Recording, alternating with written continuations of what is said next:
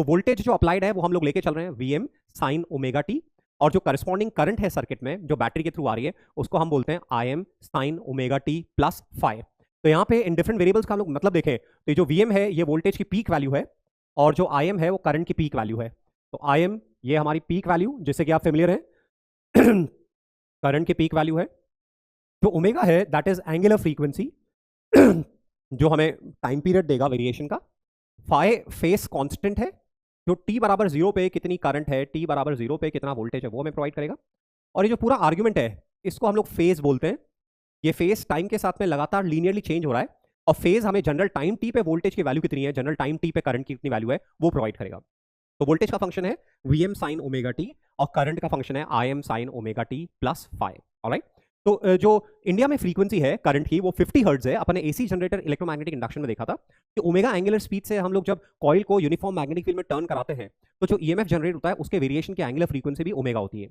तो जितनी फ्रीक्वेंसी से कॉइल रोटेट कर रही है उतनी ही फ्रीक्वेंसी का ऑल्टरनेटिंग ईएमएफ जनरेट होता है। तो ये जो ओमेगा है उस कॉइल के रोटेशन की ही फ्रीक्वेंसी है जो कि अब हमें इस ऑल्टरनेटिंग वोल्टेज और करंट का टाइम पीरियड प्रोवाइड करेगी। ओके, तो इंडिया में जो फ्रीक्वेंसी है एफ, जब हम ओमेगा को रेफर करेंगे तो एंगुलर फ्रीक्वेंसी बोला करेंगे, और जब जस्ट फ्रीक्वेंसी बोल रहे हैं which is 1 upon capital T. तो इंडिया में जो एसी की फ्रीक्वेंसी है वो 50 हर्ट्ज है ना, तो ओमेगा की value 2 pi into 50 that is 100 pi second inverse हो जाएगी। जैसे DC current Kirchhoff's law follow करती है, जूल्स हीटिंग लॉ फॉलो करती है, ऐसे ही ओम्स लॉ फॉलो करती है। सेम मैनर में जो एसी करंट है उसके लिए भी ओम्स लॉ एप्लीकेबल है, उसके लिए भी किरचॉफ्स लॉ एप्लीकेबल है, उसके लिए भी जूल्स हीटिंग लॉ एप्लीकेबल है। दोस्तों डीसी करंट में करंट फिक्स है, डायरेक्शन फिक्स रहती है। एसी में क्योंकि करंट की डायरेक्शन लगातार चेंज हो रही है इसलिए सर्किट में करंट की डायरेक्शन हम लोग रेफर नहीं करते हैं। आप लोगों को मालूम है कि एसी वोल्टेज सोर्स का जो स्कीमेटिक सिंबल होता है वो इस तरह से होता है, और इसके ऊपर पोलैरिटी मेंशन नहीं होती है क्योंकि वो लगातार फ्लक्चुएट करती रहती है। तो ये एसी वोल्टेज सोर्स हो गया हमारा। हाँ, तो इस तरह से ये अपन बेसिक प्रॉपर्टीज देख रहे हैं। अब जो हमारी करंट है आई बराबर I M sine omega T plus five, उसकी एवरेज वैल्यू कितनी होगी। तो गाइस कोई भी मैथमेटिकल फंक्शन है तो जो उसकी एवरेज वैल्यू डिफाइंड होती है एफ एक्स एवरेज किसी इंटरवल में वो होती है integration of F X D X from x1 to x2 upon x2 minus x1। ये किसी फंक्शन का इंटरवल x1 से लेके x2 के बीच में एवरेज है। ओके, तो हमें मैथमेटिकल फंक्शन गिवन है तो इस तरह से हम लोग एवरेज कैलकुलेट करेंगे। और इसको ग्राफिकली देखें तो area under F x versus x graph from x बराबर x1 टू x बराबर x2 upon interval x2 minus x1, ये हमारा एवरेज फंक्शन है। कुछ स्टैंडर्ड फंक्शन जैसे मान लीजिए हमारा फंक्शन लीनियर फंक्शन है ax प्लस बी, तो इस केस में जो एवरेज होगा x1 और x2 के बीच में वो डायरेक्टली होगा fx1 plus fx2 divided by 2। Linear function का average initial value plus final value के बराबर डिवाइड बाई 2 के बराबर होगा। ऐसे ही मान लीजिए हमारा साइन या कॉस का फंक्शन है sine omega T plus five या cos omega T plus five, तो इसका एक साइकिल में या बहुत लंबे टाइम इंटरवल में जो एवरेज है वो जीरो होगा।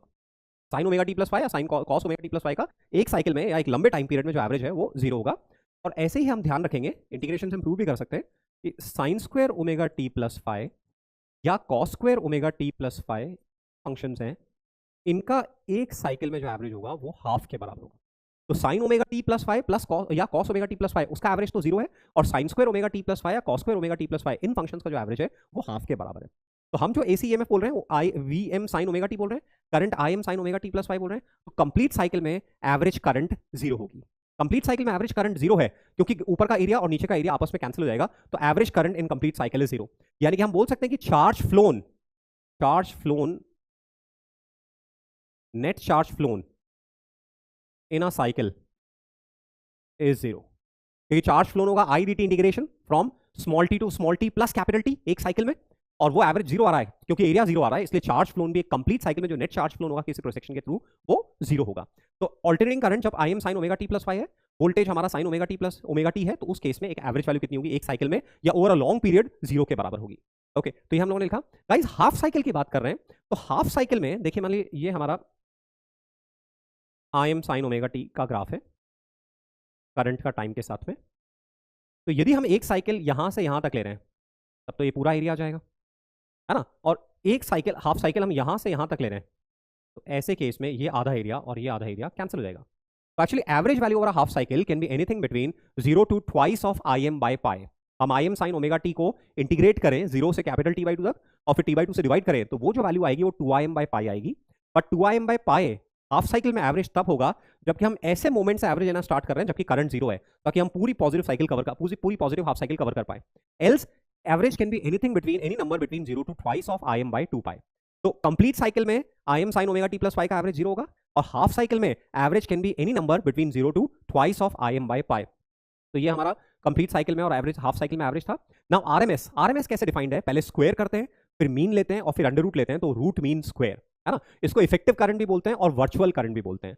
तो I M sine omega T plus five का स्क्वायर करेंगे और मीन करेंगे तो हाफ आएगा, और फिर अंडर रूट लेंगे तो I M by root two. तो जो आरएमएस करंट है वो है I M by root two, 1/√2 almost 0.7 something है, तो 0.7 आई एम के बराबर है ना। तो ये हमारी आरएमएस करंट हो गई I M by root to.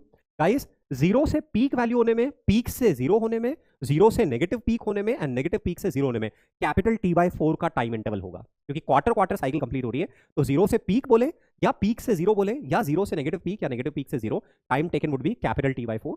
और जीरो से आरएमएस बोले या आरएमएस से पीक बोले, time taken would be capital T/8। जैसे हमने फंक्शन लिया I बराबर I M sine omega T, तो एट t इक्वल जीरो हमारी करंट जीरो आ रही है। अब किस टाइम पे ये current I M by root two होगी, तो इसको हम I M by root two के इक्वेट करें, तो यहां से साइन ओमेगा टी 1/√2 आ रहा है, तो omega T which is 2 pi by capital T into small T 5/4 आ रहा है, तो स्मॉल टी की वैल्यू T/8 हो रही है। तो जीरो से आरएमएस होने में T/8 लगेगा, आरएमएस से पीक होने में T/8 लगेगा, पीक से वापस आरएमएस होने में T/8 लगेगा, और आरएमएस से जीरो होने में भी T/8 लगेगा। ये ग्राफ में भी हम लोगों ने शो किया हुआ है, जीरो से पीक T/4 और जीरो से आरएमएस T/8। तो मतलब आरएमएस वैल्यू जो है वो जीरो और पीक के बीच में टाइम के कॉन्टेक्स्ट में बिल्कुल हाफ वे सिचुएटेड है। जितना जीरो से आरएमएस में टाइम लगेगा उतना ही आरएमएस से पीक वैल्यू के अंदर लगेगा। तो 23 में यहां से क्वेश्चन आया हुआ भी है, अपने को इंपॉर्टेंट पॉइंट है, ध्यान रखना है। देन हम लोग देखें जितने भी सर्किट्स होंगे, जो भी क्वेश्चंस मेंशन होंगे, जब उसमें कुछ नहीं दिखा रखा है तो मान के चलना है कि जो वैल्यू स्पेसिफाइड है वो आरएमएस वैल्यूज है ना। तो हमेशा जो वैल्यूज मेंशन होती है किसी भी डिवाइस पे, किसी भी स्पेसिफिकेशन जो मेंशन होते हैं वो हमेशा आरएमएस वैल्यूज होते हैं, अनलेस कि लिखा हुआ हो कि पीक वैल्यू। तो पीक वैल्यू आई एम है, RMS value I M by root two है, और एवरेज वैल्यू में हाफ साइकिल जीरो से 2 I M, average value half cycle में 2 आई एम बाई पाई के तक है। तो इसलिए हमने बोला I M is greater than I RMS is greater than I average over half cycle. Direction of AC changes 2f times पर second. Guys एक साइकिल में, यदि एक साइकिल में देखें, देखिए इस तरह से इसको समझने के लिए, ये मान लीजिए करंट या वोल्टेज का वेरिएशन है, तो ये करंट या वोल्टेज का वेरिएशन है। तो एक साइकिल में अपन देखें, मान लीजिए यहाँ से लेके यहाँ तक अपन एक साइकिल ले लेते हैं, पीक से पीक, ऑब्जर्व करना आसान होगा। तो देखिए यहाँ पे एक बार डायरेक्शन चेंज हुई है और यहाँ पे एक बार डायरेक्शन चेंज, पहले करंट पॉजिटिव से नेगेटिव पे गई है और फिर नेगेटिव से पॉजिटिव पे गई है। तो एक साइकिल में दो बार डायरेक्शन चेंज हो रही है, या करंट दो बार जीरो हो रही है एक साइकिल में, और 1 सेकंड में ऐसे f साइकिल्स हो रही है। यदि फ्रीक्वेंसी f है, जैसे इंडिया में 50 हर्ट्ज है, तो 1 सेकंड में 50 साइकिल्स हो रही है, तो ऐसे f साइकिल्स हो रही है। तो हम बोलेंगे 1 सेकंड में एसी करंट की डायरेक्शन या एसी वोल्टेज की पोलैरिटी कितनी बार चेंज हो रही है, एक कैपिटल टी में दो बार चेंज हो रही है, और 1 सेकंड में f साइकिल्स हो रही है, तो कितनी बार चेंज हो रही है, 2f टाइम्स चेंज हो रही है। तो 2f टाइम्स ये हम देख ही चुके हैं। The time required for AC to change its value from 0 to RMS और RMS to peak is capital T/8।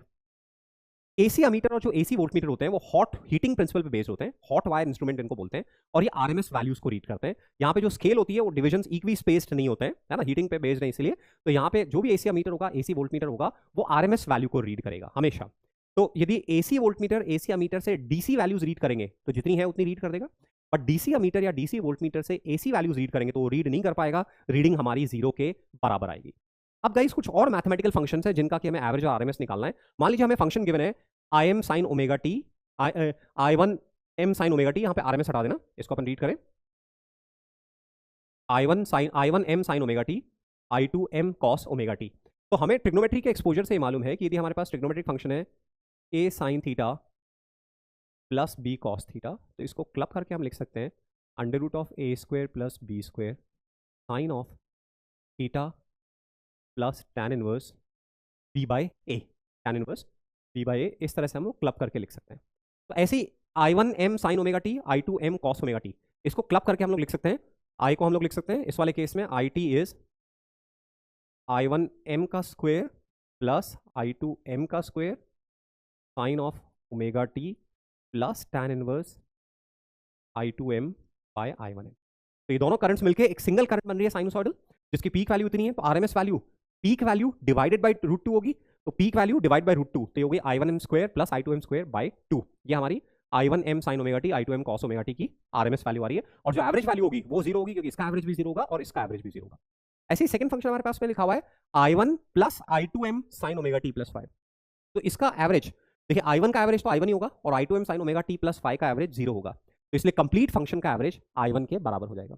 RMS निकालना है तो स्क्वायर करेंगे, मीन लेंगे और अंडर रूट लेंगे, है ना। तो पहले स्क्वायर करेंगे इस वाले केस में, फिर मीन लेंगे और फिर अंडर रूट, ये आरएमएस होगा। तो स्क्वायर करेंगे तो देखो 3 टर्म आएगी, I1 square I2m square sine square omega T plus 2I1m I2m sign omega T. अब एवरेज लेना है और फिर अंडर रूट लेना है। तो फर्स्ट टर्म का एवरेज तो I1 स्क्वायर ही हो गया, एंड सेकंड टर्म का एवरेज I2m स्क्वायर बाय 2 हो गया, थर्ड टर्म का एवरेज 0 हो गया।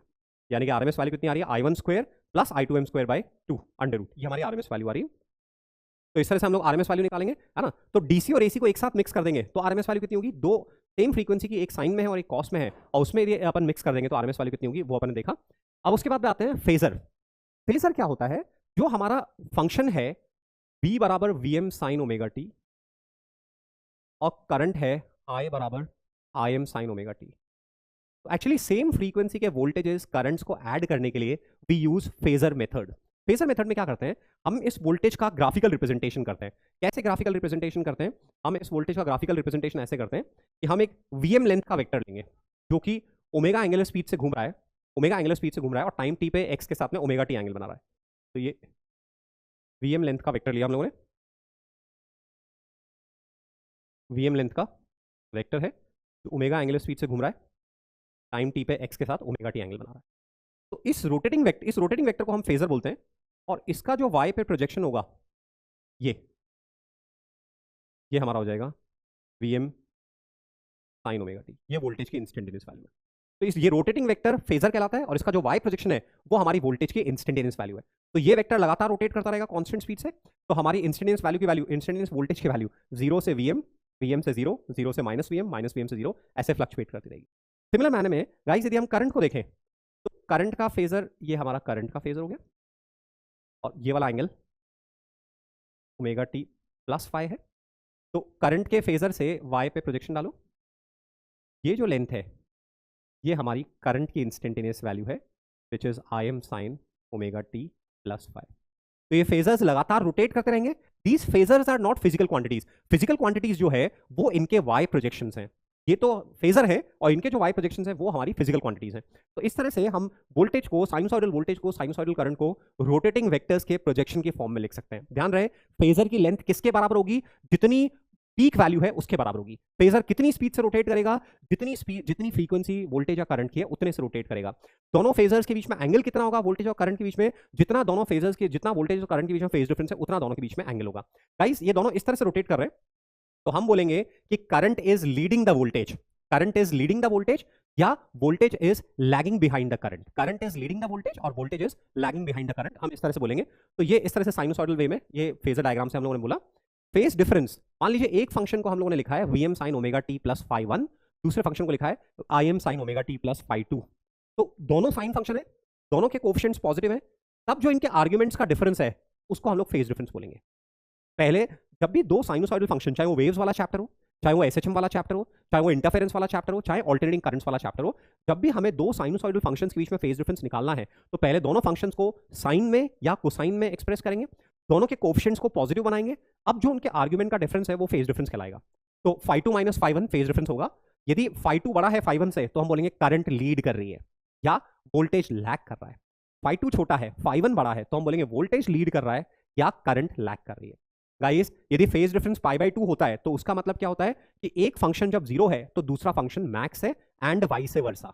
दूसरा फंक्शन 0 होगा तो पहला फंक्शन मैक्स होगा।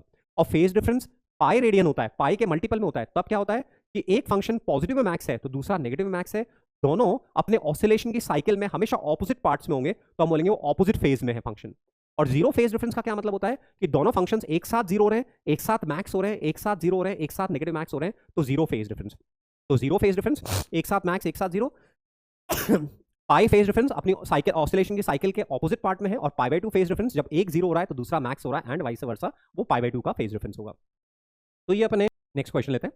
तो ये बेसिक अपन ने ऑल्टरनेटिंग करंट्स की प्रॉपर्टीज पढ़ी है ना। अब उस पे बेस्ड अब अपन आरएलसी सर्किट देख रहे हैं। तो अब क्या कर रहे हैं, प्योर एक एसी सोर्स के अक्रॉस पहले केवल रजिस्टर कनेक्ट कर रहे हैं और देख रहे हैं रजिस्टर में करंट कितनी होगी, पावर कितनी होगी, करंट और वोल्टेज के बीच में फेज डिफरेंस कितना होगा, ये सब स्टडी करेंगे। फिर केवल कैपेसिटर कनेक्ट करेंगे, फिर केवल इंडक्टर कनेक्ट करेंगे, ठीक है। तो जब केवल कैपेसिटर कनेक्ट कर रहे हैं, देखिए जब पहले केवल रजिस्टर कनेक्ट कर रहे हैं, तो पहले केवल रजिस्टर कनेक्ट कर रहे हैं, तो ऐसे केस में किरचॉफ्स लॉ के अकॉर्डिंगली, किरचॉफ्स लॉ के अकॉर्डिंगली हमारी जो करंट है वो V बाय आर यानी कि Vm by R sine omega T होगी। तो voltage Vm sine omega T है, current Vm by R sine omega T है, तो हमें दिख रहा है करंट की peak value Vm by R है और करंट और वोल्टेज में फेज डिफरेंस जीरो है। यानी जिस समय करंट मैक्सिमम होगी उसी समय वोल्टेज मैक्सिमम होगा, जिस समय करंट जीरो होगी उसी समय वोल्टेज जीरो होगा, जिस डायरेक्शन में करंट का फेजर होगा उसी डायरेक्शन में वोल्टेज का फेजर होगा। तो मान लीजिए ये वोल्टेज का फेजर है, तो करंट का फेजर भी इसी लाइन में होगा, इससे छोटा होगा बड़ा होगा वो डिपेंड करेगा कि करंट की पीक वैल्यू वोल्टेज की पीक वैल्यू से बड़ी या छोटी है, बट दोनों एक ही लाइन में होंगे। करंट और वोल्टेज में फेज डिफरेंस जीरो है ना। अपन एवरेज पावर देखेंगे, तो एवरेज पावर कैलकुलेट करेंगे, तो इंस्टेंटेनियस पावर होगा V into I, that is Vm into Vm by R sine square omega T, ये इंस्टेंटेनियस पावर होगी। और इसका एवरेज निकालेंगे तो वो होगी Vm square by 2R, that is VRMS का स्क्वायर अपॉन R, या IRMS का स्क्वायर इंटू R, या VRMS इंटू IRMS। तो गाइस जब भी अपन एसी सर्किट को रेफर करते हैं तो हमेशा एवरेज पावर ही लेते हैं, किसी टाइम टी में कितनी एनर्जी ट्रांसफर होगी, that is average power into T. तो एवरेज पावर ही लेते हैं, और प्योरली रेजिस्टिव सर्किट में एवरेज पावर कितनी आ रही है, IRMS स्क्वायर इंटू आर, या VRMS स्क्वायर अपॉन आर, या VRMS IRMS के बराबर आ रही है, एवरेज पावर इतनी आ रही है, ठीक है। तो हम बोलते हैं कि भाई जब भी एसी करंट को डीसी से रिप्लेस करना है, मान लो I M sine omega T plus five को डीसी से रिप्लेस करना है फॉर सेम पावर ट्रांसफर, तो हम कितने से रिप्लेस करेंगे, I M by root two से रिप्लेस करेंगे। तो I M sine omega T plus five का इफेक्टिव डीसी सब्सटीट्यूशन जो है वो I M by root two यानी कि IRMS के बराबर है। तो इसलिए IRMS को इफेक्टिव करंट भी बोलते हैं हम लोग, क्योंकि एसी को डीसी से रिप्लेस करना है तो RMS वैल्यूज से रिप्लेस करेंगे, है ना। यदि हम प्योरली कैपेसिटर का सर्किट देखें, तो अब हम लोगों ने एक कैपेसिटर लिया और उसको एसी सोर्स के अक्रॉस कनेक्ट किया, तो ऐसे केस में कैपेसिटर पे चार्ज वेरी करेगा, अकॉर्डिंगली डिफरेंशिएट करके करंट आएगी। तो यहां गाइस कैपेसिटर का जो इफेक्टिव रेजिस्टेंस होगा उसको रिएक्टेंस बोलते हैं, यू आर फेमिलियर विद, वो 1 बाय ओमेगा सी के बराबर होगा। यानी कि जितना ज्यादा ओमेगा होगा, फ्रीक्वेंसी जितनी ज्यादा होगी अप्लाइड, जो रिएक्टेंस है वो उतना ही कम होगा। इसकी यूनिट्स ओम है। तो एक्सी का 1 अपॉन ओमेगा के साथ एक्सी का ओमेगा के साथ ग्राफ बनाएंगे तो रेक्टेंगुलर हाइपरबोला आएगा। ओमेगा जीरो को अप्रोच कर रहा है तो एक्सी इंफिनिटी, और ओमेगा इंफिनिटी को अप्रोच कर रहा है तो एक्सी जीरो। तो ये एक्सी का ओमेगा के साथ ग्राफ हो गया। यहां जो करंट की पीक वैल्यू होगी वो Vm बाई एक्सी के बराबर होगी, और जब हम डिराइव करेंगे तो जो फेज डिफरेंस आएगा वो पाई बाई टू आएगा। गाइज यहां पे करंट लीड करती है वोल्टेज से पाई बाई टू से। तो कैपेसिटर में जब करंट की जनरल एक्सप्रेशन लिखेंगे तो पीक वैल्यू है Vm बाई एक्सी, और जो वोल्टेज का फेज है उसमें पाई बाई टू ऐड कर देंगे तो करंट का फेज आएगा। और यहां पे ये हमारा सपोज वोल्टेज का फेजर है, तो जो करंट का फेजर होगा वो उससे पाई बाई टू आगे होगा। करंट के फेजर की लेंथ यानी कि Vm बाई एक्सी की लेंथ, तो ओमेगा बढ़ाएंगे तो एक्सी कम होगा तो फेजर की लेंथ बढ़ेगी, या सी बढ़ाएंगे तो एक्सी कम होगा तो अपनी करंट की पीक वैल्यू बढ़ेगी। या हम लोग कैपेसिटर के अंदर डायलेक्ट्रिक डालेंगे तो कैपेसिटेंस बढ़ेगा तो एक्सी की वैल्यू 1 अपॉन ओमेगा सी कम होगी, तो Vm बाई एक्सी IM की वैल्यू बढ़ेगी। तो इस तरह के क्वेश्चन को अपन आंसर दे पाएंगे। हम बोलेंगे यहाँ पे करंट लीड कर रहा है कैपेसिटर में वोल्टेज से कितने से, पाई बाई टू से, ये हमारी प्रॉपर्टी रहेगी। और यहाँ पे इंस्टेंटेनियस पावर लिखनी है तो वोल्टेज और करंट को मल्टीप्लाई कर दीजिए तो इंस्टेंटेनियस पावर हो जाएगी, और जो एवरेज पावर आती है वो जीरो के बराबर आती है। तो प्योरली कैपेसिटिव सर्किट में एवरेज पावर कंजम्पशन जीरो है, यानी कि सर्किट में केवल कैपेसिटर लगा हुआ है तो एनर्जी लॉसेस नहीं होंगे। आधी साइकिल में कैपेसिटर में एनर्जी बढ़ती है मैक्स होती है, और आधी साइकिल में कम होते होते जीरो होती है। तो capacitor as such energy consume नहीं करेगा। प्योरली कैपेसिटिव सर्किट में एनर्जी लॉसेस नहीं होंगे, इलेक्ट्रिसिटी बिल जीरो आएगा। यदि हम कैपेसिटर में एवरेज एनर्जी स्टोर देखें तो हाफ CV स्क्वायर का एवरेज, तो गाइस ये जो V स्क्वायर का एवरेज है ये VRMS का स्क्वायर हो जाता है, तो ये हाफ C VRMS का स्क्वायर। तो कैपेसिटर में एवरेज पावर तो जीरो होती है बट एवरेज एनर्जी जीरो नहीं होती है। एवरेज एनर्जी किसके बराबर होती है, हाफ C VRMS के स्क्वायर के बराबर होती है। तो ये कैपेसिटर का लिखा अपन ने। यदि अपन प्योर इंडक्टर को, रेजिस्टेंस नहीं है, प्योर इंडक्टर को Vm साइन ओमेगा टी से कनेक्ट कर रहे हैं, प्योर इंडक्टर को, यहाँ जो इंडक्टर का इफेक्टिव रेजिस्टेंस होगा उसको रिएक्टेंस बोलते हैं, इंडक्टिव रिएक्टेंस, उसकी वैल्यू ओमेगा एल आती है। जितना ज्यादा ओमेगा होगा रिएक्टेंस उतना ही ज्यादा होगा, तो करंट की पीक वैल्यू IM जो होती है वो Vm बाई XL होती है, करंट की पीक वैल्यू उतनी ही कम होगी। यहां करंट वोल्टेज से लैग करती है, कैपेसिटर का ध्यान रखो, कैपेसिटर में लीड करती है तो इंडक्टर में लैग करेगी, यानी कि करंट का जनरल फंक्शन अपन यहां पे लिखेंगे तो करंट की peak value Vm by XL, और जो वोल्टेज की फेज है उसमें पाई बाई टू सबट्रैक्ट कर देना है। यहां हम लोग ये, यदि हमारा वोल्टेज का फेजर है जो कि ऐसे रोटेट कर रहा है, तो जो करंट का फेजर होगा वो पाई बाई टू पीछे होगा, ये करंट का फेजर पाई बाई टू पीछे है। ठीक है। पाई बाय 2 फेज डिफरेंस क्या इंप्लाई करता है कि जब वोल्टेज जीरो है तो करंट मैक्स होगी, जब करंट जीरो है तो वोल्टेज मैक्स होगा। दोनों एक साथ जीरो या एक साथ मैक्स नहीं होंगे, दोनों एक साथ जीरो या एक साथ मैक्स जो होते हैं वो रेजिस्टर के अंदर होते हैं, कैपेसिटर और इंडक्टर में नहीं होंगे। तो यहाँ पे भी हम यदि इंस्टेंटेनियस पावर चाहिए तो देखो इंस्टेंटेनियस पावर कैसे लिखेंगे, मान लो एग्जाम में इंस्टेंटेनियस पावर का फंक्शन पूछ लेते हैं। तो पावर होती है V into I, V into I, तो इंडक्टर पे वोल्टेज अप्लाई किया है V M sine omega T, और जो करंट है वो है वी एम बाई एक्सएल, और जो वोल्टेज की फेज है उससे पाई बाई 2 पीछे, तो ये हमारा v इंटू आई, ये हमारा इंसिडेंस पावर हो गया। इसका एवरेज निकालेंगे तो जो एवरेज आता है वो जीरो आता है।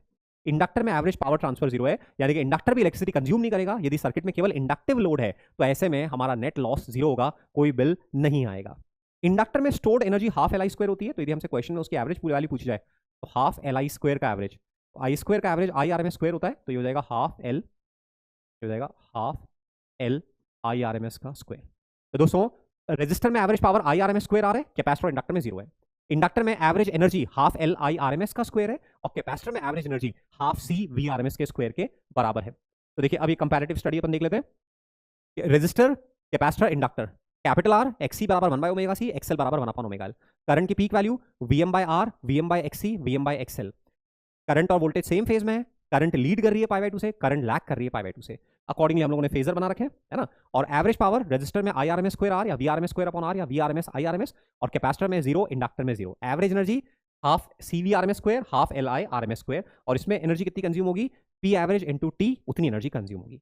तो कैपेसिटर पूरे सर्किट में कहीं पे भी लगा हुआ, कैपेसिटर के अक्रॉस जो वोल्टेज है और कैपेसिटर के थ्रू जो करंट जा रही है उनमें पाई बाय 2 का फेज डिफरेंस होगा। इंडक्टर पूरे बड़ी सर्किट में कहीं पे भी लगा हुआ है, इंडक्टर के एंड पॉइंट्स पे जो वोल्टेज है और इंडक्टर के थ्रू जो करंट जा रही है उनमें पाई बाय 2 का डिफरेंस होगा। करंट लैग कर रही होगी वोल्टेज से पाई बाय 2 से, या वोल्टेज लीड कर रहा होगा पाई बाय 2 से। तो ये बेसिक प्रॉपर्टीज है जो हमें समझना है। तो दोस्तों एक बार क्विक रिविजन करते हैं। मान लीजिए हमारा एक सिंगल एलिमेंट लगा हुआ है एसी सर्किट में और करंट पाई बाय 2 से लीड कर रही है, तो कौन है, कैपेसिटर। करंट और वोल्टेज सेम फेज में है, कौन है, रेजिस्टर। करंट पाई बाय 2 से लैग कर रही है, कौन है, इंडक्टर। तो ऐसे सिंगल एलिमेंट हम लोग आइडेंटिफाई करेंगे। तो नेक्स्ट अपन देखते हैं अब ओमेगा जीरो और ओमेगा इंफिनिटी। यदि ओमेगा जीरो है तो ओमेगा जीरो इज डीसी, क्योंकि डीसी में करंट चेंज नहीं हो रही है, तो ओमेगा जीरो। तो ओमेगा जीरो पे जो एक्सी है वो इंफिनिटी को अप्रोच करेगा, क्योंकि 1 अपॉन ओमेगा सी, यानी कि कैपेसिटर ओपन सर्किट की तरह एक्ट करेगा। और एक्सएल जीरो हो जाएगा, यानी कि वो वायर की तरह एक्ट करेगा, शॉर्ट सर्किट की तरह एक्ट करेगा। ओमेगा अप्रोचेस टू इंफिनिटी, मतलब फ्रीक्वेंसी बहुत ज्यादा है, तेजी से डायरेक्शन चेंज हो रही है, तो ऐसे में XC 1 upon omega C zero को अप्रोच करेगा, यानी कि शॉर्ट सर्किट। और इंडक्टर जो है एक्सएल इंफिनिटी को अप्रोच करेगा, यानी कि ओपन सर्किट। तो बाय द वे जब क्वेश्चन में ऐसे दे रखा हो large frequency, smaller frequency, small frequency, तो स्मॉल फ्रीक्वेंसी में ओमेगा जीरो कर देना है, तो जहां इंडक्टर है वहां वायर बना देना है, जहां कैपेसिटर वहां सर्किट ओपन कर देना है, उसमें करंट नहीं जाएगी। लार्ज फ्रीक्वेंसी ओमेगा इंफिनिटी, तो जहां इंडक्टर लगा हुआ है वहां ओपन कर देना है सर्किट को, उस ब्रांच में करंट नहीं जाएगी, और जहां कैपेसिटर लगा हुआ है वहां वायर बना देना है, क्योंकि 1 अपॉन ओमेगा सी जीरो हो गया इसलिए। The RMS current is the equivalent DC current that will produce the same average power loss as the alternating current। तो मैंने बताया जब भी DC वैल्यूज को AC वैल्यूज को DC से रिप्लेस करना है तो किससे रिप्लेस करेंगे, RMS वैल्यू से रिप्लेस करेंगे। तो by the way IM sin omega t plus 5 को रिप्लेस करना है DC से, तो IM by √2। VM sin omega t को रिप्लेस करना है DC से, तो VM बाय √2। 10 एम्पियर DC को AC से रिप्लेस करना है, 10 एम्पियर DC को AC से रिप्लेस करना है, तो RMS वैल्यू 10 एम्पियर होगी, पीक वैल्यू 10√2 हो जाएगी, है ना। तो इस तरह से रिप्लेसमेंट AC और DC में आपस में कनेक्शन होगा। तो इस तरह से अपने purely resistive, purely inductive, purely capacitive देख लिया। आप अपन देखते हैं सीरीज LCR सर्किट। तो सीरीज LCR सर्किट में हमारे पास एक रेजिस्टर है, एक कैपेसिटर है और एक इंडक्टर है आइडियल, और इसको हम लोगों ने एक AC सोर्स के अक्रॉस कनेक्ट किया है। AC सोर्स हमारा वोल्टेज हम ले रहे हैं VM sin omega t, and हम अज्यूम कर रहे हैं लेट, देखो तीनों सीरीज में है तो तीनों के थ्रू करंट सेम होगी। भाई ये सर्किट्स का सीधा सा फंडा है, जितने भी elements end to end connected होंगे और बीच में से कोई वायर नहीं निकल रहा है, उनमें सब में करंट सेम जाएगी, और जितने भी एलिमेंट सेम एंड पॉइंट्स के क्रॉस कनेक्टेड होंगे उन पे वोल्टेज सेम होगा, चाहे वो AC हो चाहे DC हो, ये कॉन्सेप्ट हमेशा होल्ड करेगा। तो यहाँ तीनों element end to end connected है और बीच में से कोई और वायर नहीं निकल रहा है करंट के डिवीजन के लिए, तो तीनों एलिमेंट्स के थ्रू करंट सेम जाएगी। तो यहाँ पे करंट कॉमन थ्रेड है, तीनों एलिमेंट्स में करंट कॉमन थ्रेड है, तो let the current be, let I बराबर IM sin omega t plus 5। तो हमें ये मालूम है, हमें ये मालूम है, और हमें निकालना क्या है, हमें IM निकालना है, हमें phi निकालना है। तो इसके लिए जो प्रोसीजर है, सबसे पहले किरचॉफ्स लूप लॉ से देखेंगे, तो जितना रेजिस्टर के अक्रॉस वोल्टेज है इंस्टेंटेनियस, जितना कैपेसिटर के अक्रॉस वोल्टेज इंस्टेंटेनियस, और जितना इंडक्टर के अक्रॉस वोल्टेज है, किरचॉफ लूप लॉ से V बराबर VR प्लस VC प्लस VL। गाइस ये इंस्टेंटेनियस वैल्यूज में रिलेशन ध्यान रहे, ये P के RMS वैल्यूज में रिलेशन नहीं है, इंस्टेंटेनियस वैल्यूज में रिलेशन है। ये लगातार चारों वैल्यूज चेंज हो रही है टाइम के साथ में, चारों वैल्यूज लगातार टाइम के साथ चेंज हो रही है, इनका साइन भी चेंज हो रहा है, इनकी वैल्यू मैग्नीट्यूड भी चेंज हो रहा है, बट हर मोमेंट पे रेजिस्टर के अक्रॉस इंस्टेंटेनियस वोल्टेज, कैपेसिटर के अक्रॉस इंस्टेंटेनियस वोल्टेज, इंडक्टर के अक्रॉस इंस्टेंटेनियस वोल्टेज का सम जितना हमने वोल्टेज अप्लाई किया है उसके इंस्टेंटेनियस वैल्यू के बराबर होगा। तो ये हमारा V बराबर VR प्लस VC प्लस VL, करंट ने अज्यूम कर लिया I am sin omega t plus phi. तो डेरिवेशन को अवॉइड करते हुए मैं प्रोसीजर बता रहा हूं, because of limitation of time effectively कराने के लिए ध्यान रहे, मैंने आपको हर शॉर्ट में बताता हूं कि आप पहली बार नहीं पढ़ रहे हो इस टॉपिक को, है ना। तो हम अब लास्ट स्टेजेस में हैं, तो हमें टाइम को सेव करना है, इफेक्टिवली रिवाइज करना है। तो इसलिए मैं चीजों को जहां डेरिवेशन की रिक्वायरमेंट होगी वहां तो अनफोल्ड करूंगा, एल्स मैं डायरेक्ट रिजल्ट्स कैसे यूज में लेने हैं वो एक्सप्लेन करूंगा। तो यहां सबसे पहले अपन ने देख लिया तीनों के थ्रू करंट सेम है और इंस्टेंटेनियस वोल्टेजेस का सम ओवरऑल वोल्टेज के बराबर है, इतना अपन देख चुके हैं। तो V बराबर VR plus VL plus VC। तो गाइस ये जो सबसे पहले सर्किट का जो टोटल इफेक्टिव रेजिस्टेंस है उसको इंपेडेंस बोलते हैं। इंपेडेंस है सर्किट का इफेक्टिव रेजिस्टेंस और इसको Z से लिखते हैं, इसकी यूनिट्स ओम ही होगी। तो Z कैसे आता है? Z आता है R square plus XC minus XL का होल स्क्वायर। तो सबसे पहले ये C रीड करेंगे, L रीड करेंगे, C से XC निकालेंगे, L से XL निकालेंगे, और जब यहाँ पे ये Z का फॉर्मूला हो जाएगा 1 upon omega C minus omega L का स्क्वायर, ये तो XC माइनस XL का whole square plus R square under root, ये हमारी Z की वैल्यू आ रही है। ओके, तो ये Z आएगा। गाइस Z के रेसिप्रोकल को एडमिटेंस बोलते हैं, A बराबर 1 upon Z, this is admittance, और इसकी यूनिट ओप इनवर्स और सिमेन, ये इसकी यूनिट रहेगी एडमिटेंस 1 अपॉन Z, है ना। ये Z है, इसकी यूनिट ओम के बराबर रहेगी। तो XC माइनस XL का whole square plus R square under root. तो जो सर्किट का इंपेडेंस है वो ओमेगा डिपेंडेंट है, कितना ओमेगा होगा उस पर डिपेंड करेगा। XC XL से बड़ा भी हो सकता है, XC XL से छोटा भी हो सकता है, बराबर भी हो सकता है, ये सारी पॉसिबिलिटीज अपन देखेंगे। तो सबसे पहले R, C और L को रीड करके अपन इंपेडेंस कैलकुलेट करेंगे, XC माइनस XL का whole square plus R square under root. अब इंपेडेंस से करंट की पीक वैल्यू आएगी IM बराबर VM बाई Z। करंट की पीक वैल्यू आएगी IM बराबर VM बाई Z, ये करंट की पीक वैल्यू होगी। और इंस्टेंटेनियस करंट और वोल्टेज में फेज डिफरेंस कितना है वो हमारा आएगा XC minus XL upon R, 10 phi बराबर XC minus XL upon R। इसी को हम लोग ऐसे भी लिख सकते हैं PCM minus VLM upon VRM, ये हमारे को फेज डिफरेंस देगा। तो यदि XC बड़ा है XL से, if XC is greater then XL, तब तो फेज डिफरेंस पॉजिटिव आएगा, यानी करंट लीड कर रही होगी, हम बोलेंगे प्रीडोमिनेंटली कैपेसिटिव है। यदि XC XL से बड़ा है तो 10 फाई पॉजिटिव आएगा, तो हम बोलेंगे सर्किट प्रीडोमिनेंटली कैपेसिटिव है, करंट लीड कर रही होगी।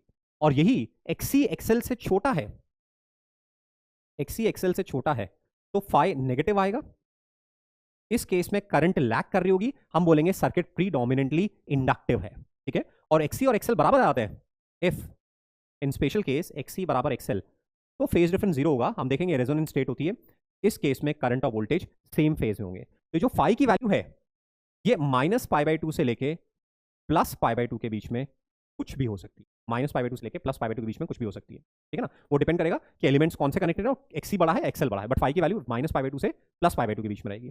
तो 0 से माइनस पाई बाई 2 है तो इंडक्टर डोमिनेट कर रहा है, पाई 0 से पाई बाई 2 है तो कैपेसिटर डोमिनेट कर रहा है, और 0 है तो रेजिस्टर डोमिनेट कर रहा है, इनका XC और XL आपस में बराबर है। तो ऐसे फेज डिफरेंस आएगा। तो देखिए सबसे पहले Z कैलकुलेट किया, पहले XC और XL कैलकुलेट किया, फिर Z कैलकुलेट किया, फिर करंट की peak value VM by Z आ गई, और करंट और वोल्टेज में फेज डिफरेंस आ गया कितना, 10 फाई बराबर XC minus XL upon R, वो फेज डिफरेंस आ गया।